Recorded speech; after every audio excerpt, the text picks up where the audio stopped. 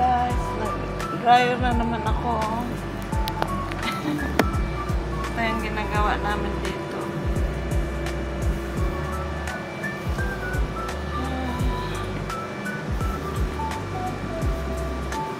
Pag hindi ka kasi masipag dito, hindi ka makapera.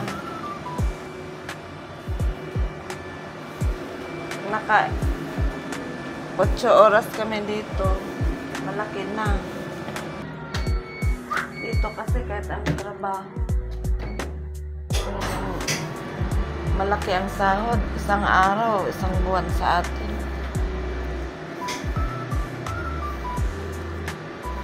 Kasi halos 12,000 na rin ang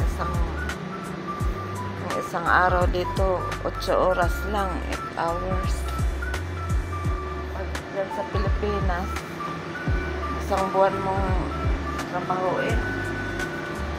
Dito masipag ka lang. Pag wala nang ginagawa dito, pwede kami magwalis-walis.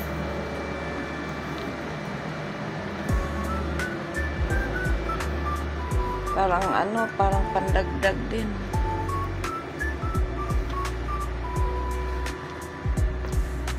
Kaya masipag lang talaga pag dito sa Australia. Kahit nga mga dito, nag-umpisa din mga student. Ganito rin mga trabaho nila. Walang pili-pili. Diyan sa atin, tsaka pantay ang mga tao dito. Hindi ba matapobre? Pag janitor sa atin, mamatahin na.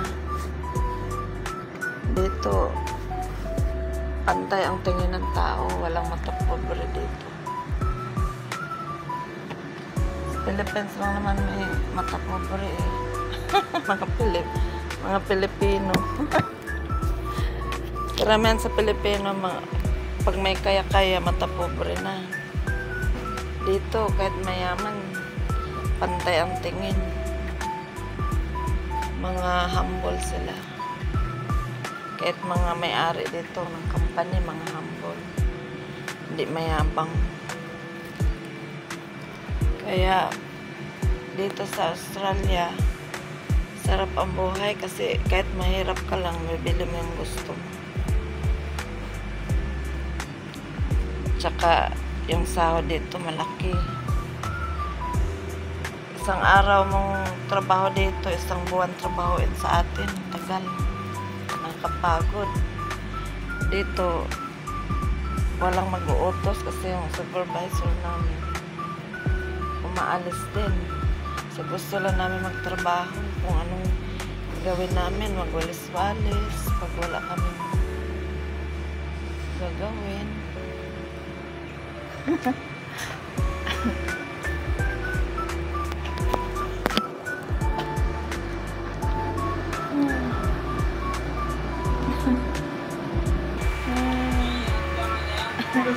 Any words they have some pronunciation like Siki.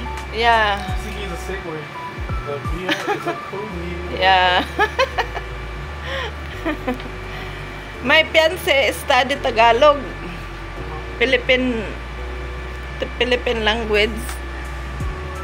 Sometimes I'm laughing because different accent. I'm laughing. I said, "Oh, good Tagalog." He said, "Why you laughing me Tagalog?" Said, "Good Tagalog." I said, very happy. Because different accent also. Yeah. Very slang. Look.